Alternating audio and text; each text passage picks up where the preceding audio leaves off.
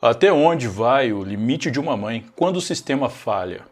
O que acontece na mente humana quando um monstro que destruiu a vida de sua filha adolescente caminha livre pelas ruas, sorrindo e desfrutando da liberdade que ele roubou de sua família?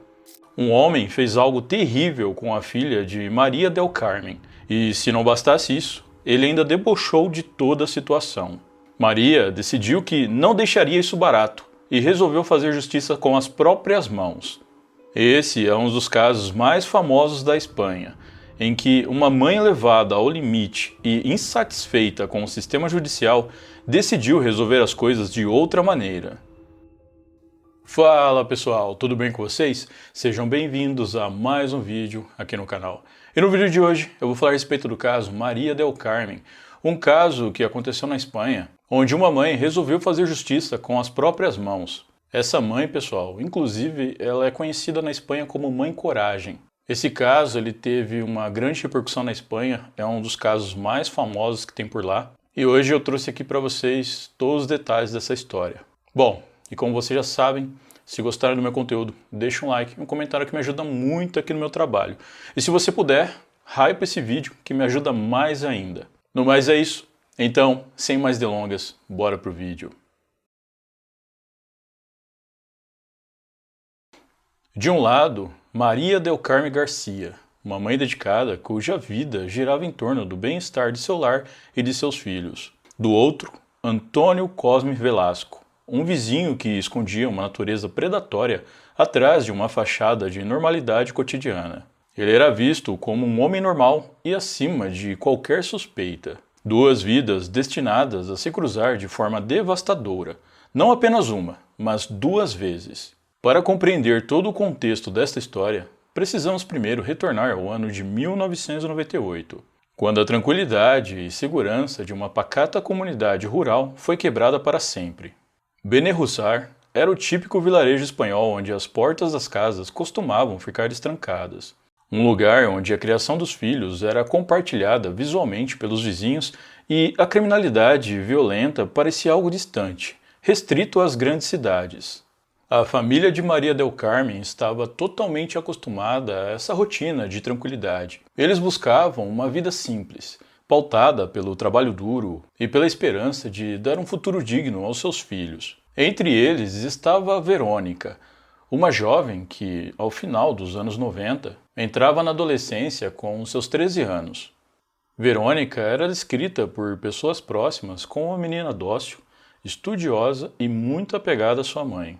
Maria del Carmen via na filha o reflexo de si mesma quando era mais jovem. A rotina da garota era previsível.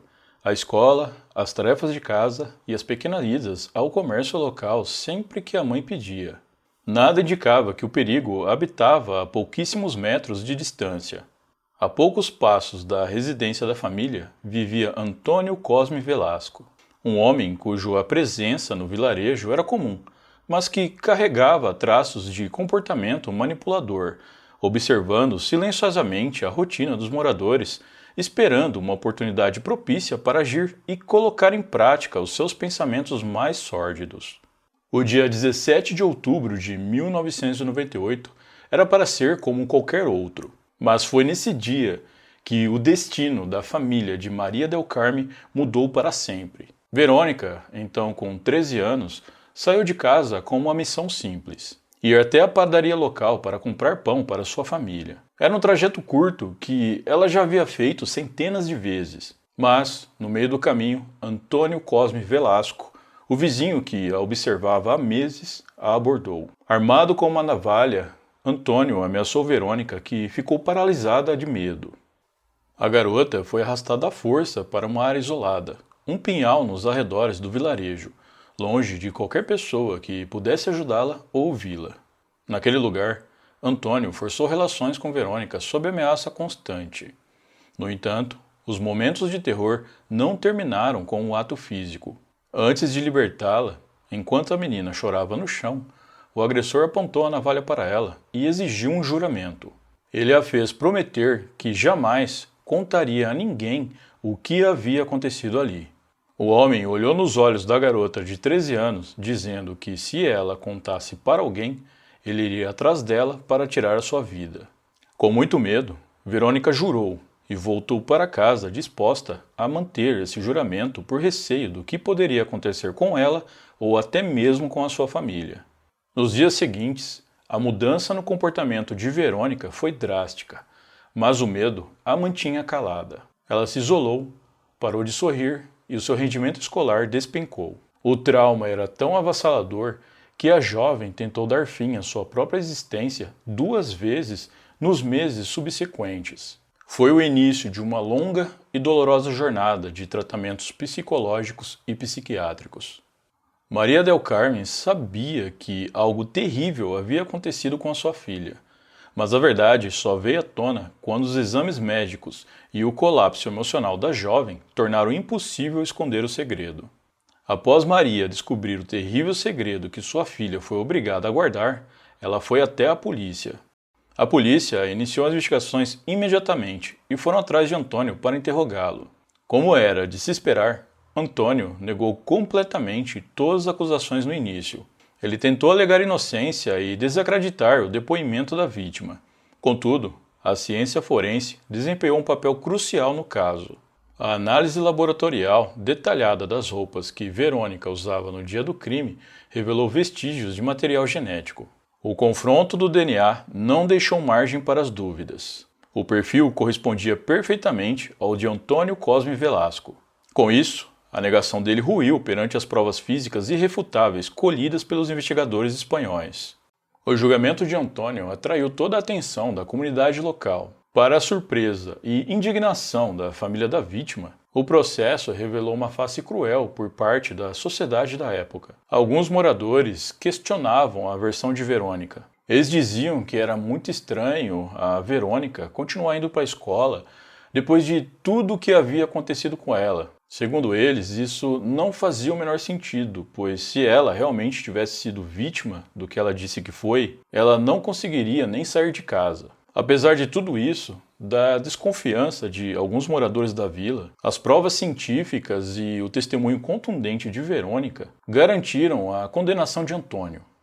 O tribunal sentenciou uma pena de 9 anos de prisão, além do pagamento de uma indenização financeira fixada em 3 milhões de pesetas, o equivalente a cerca de 18 mil euros. Para Maria del Carmen e sua família, a sentença trazia um alívio temporário, mas a sensação de que 9 anos era um preço muito baixo pela destruição psicológica de uma menina de 13 anos permaneceu como uma ferida aberta. Mal sabiam eles que o sistema prisional tornaria aquela sentença ainda mais curta.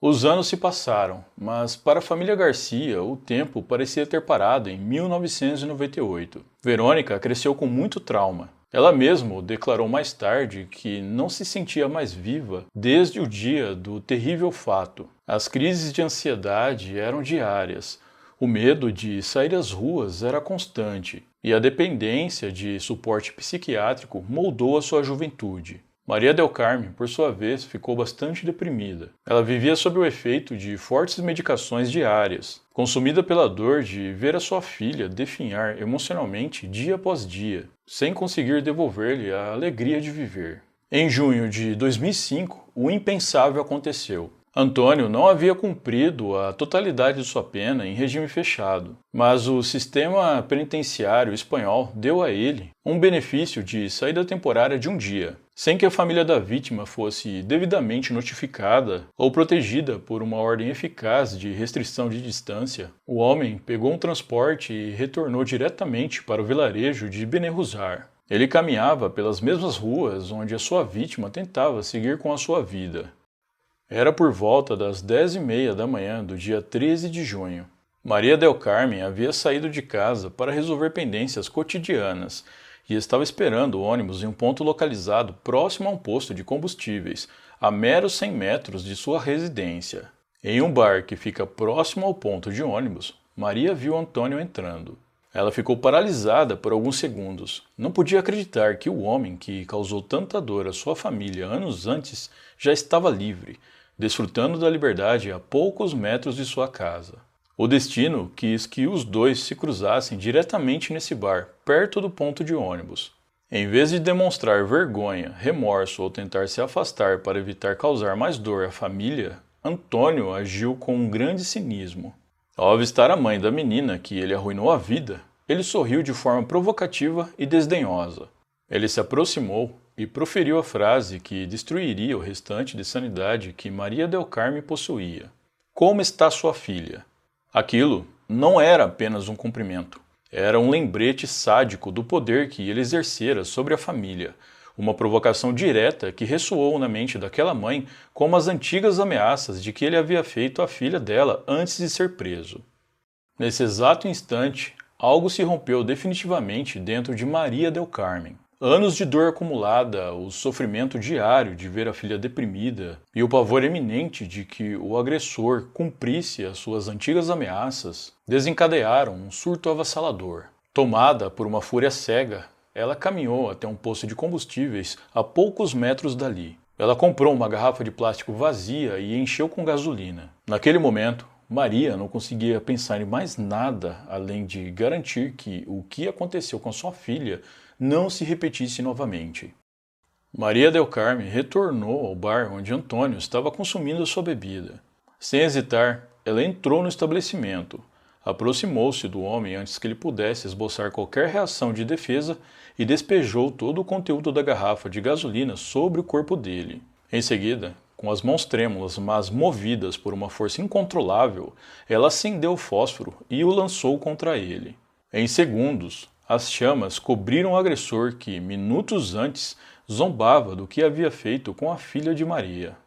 O bar se transformou em um cenário de gritos e pânico geral. Enquanto o fogo consumia Antônio, pessoas que estavam no local corriam desesperadas. Alguns clientes tentaram apagar as chamas que havia se espalhado pelo bar. Maria del Carme, contudo, entrou em um estado de choque catatônico profundo. Ela estava tomada pelo pânico, mas a sua reação não foi a fuga. Ela permaneceu estática no local. Com a voz embargada, ela olhou para as pessoas assustadas ao seu redor e confessou rapidamente o que havia feito, explicando que aquele homem havia destruído a vida de sua filha. Ela sentou e esperou pacientemente pela chegada das viaturas da Guarda Civil Espanhola para ela ser presa em flagrante. Após sua prisão, Maria foi acusada de lesão corporal grave e depois de tentativa de homicídio.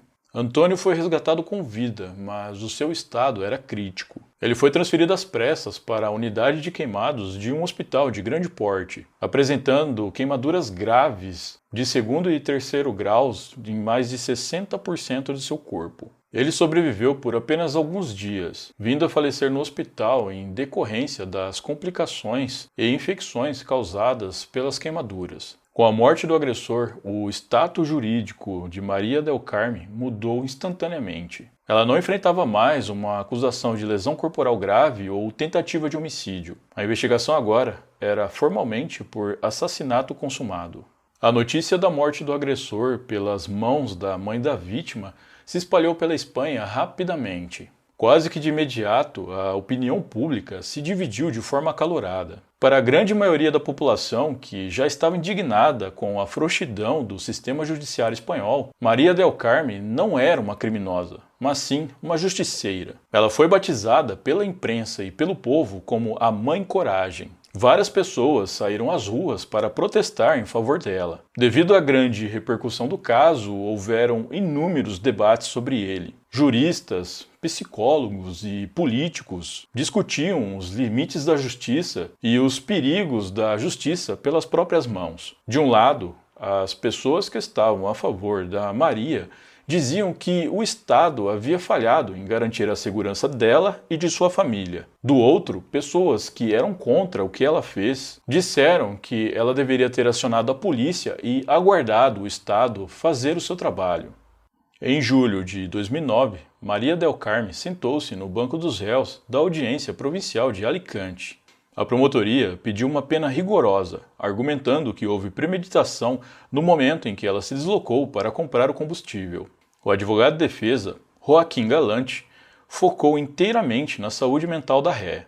Testemunhos médicos e relatórios psiquiátricos detalharam os anos de tristeza crônica, o estresse pós-traumático e o estado de alienação mental temporário gerado pelo deboche do agressor.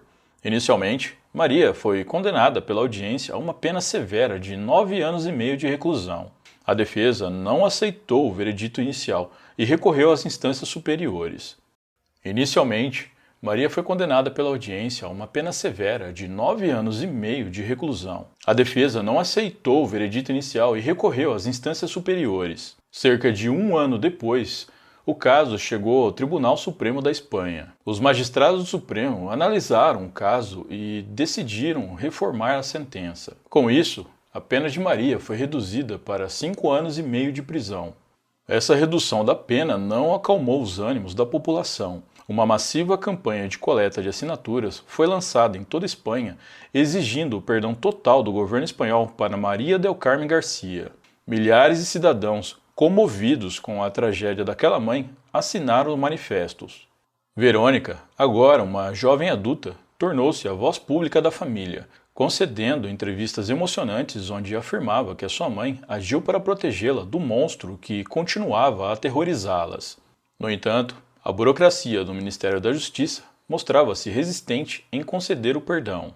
Após anos de batalhas e recursos para tentar suspender a execução da pena enquanto o pedido de perdão total era analisado, a Justiça esgotou os prazos. Em 8 de maio de 2014, as ordens judiciais determinaram que Maria deveria cumprir a sua pena. Desse modo, ela deu entrada na prisão de Fontcalén. Devido ao seu estado de saúde mental extremamente debilitado e ao risco de colapso físico, as autoridades penitenciárias optaram por mantê-la na ala médica e psiquiátrica da instituição. Pouco tempo depois, em junho de 2014, o Tribunal Supremo rejeitou formalmente o último recurso contra a decisão do governo de negar o perdão total. Apesar da negação do indulto pelo governo de Madrid, a conduta exemplar de Maria del Carmen dentro da prisão e os relatórios médicos contínuos sobre a sua vulnerabilidade psíquica abriram outras portas legais. A equipe técnica da prisão e o juiz de vigilância penitenciária começaram a conceder progressões de regime a ela. Maria del Carmen progrediu rapidamente para o chamado terceiro grau prisional, um sistema de semi-liberdade onde a detenta precisa apenas retornar à instituição prisional para passar a noite ou cumprir regimes de acompanhamento domiciliar estrito com tornozeleira eletrônica. A jornada prisional de Maria del Carmen Garcia chegou ao seu capítulo final de encarceramento em novembro de 2017. Diante do cumprimento de parte substancial da pena estipulada e de laudos médicos atestando que ela não representava perigo para a sociedade, a justiça espanhola deu a ela o benefício definitivo da liberdade condicional. Após anos divididos entre o trauma do que aconteceu com a sua filha, o ato de violência no bar, os julgamentos desgastantes e as celas de Fontcalén, a mãe Coragem podia finalmente retornar de forma permanente ao convívio de seus entes queridos, longe das grades, embora as cicatrizes mentais fossem eternas. Hoje, Maria del Carmen Garcia e a sua filha Verônica e o restante da família vivem uma vida totalmente privada longe dos holofotes da mídia que um dia a cercaram.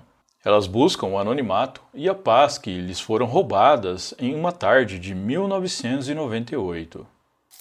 Bom, pessoal, então é isso. Conta aqui pra mim nos comentários o que você achou desse caso, se você já conhecia ele ou não. Eu vou ficando por aqui. Muito obrigado por me assistir até o final. Um grande abraço e até a próxima.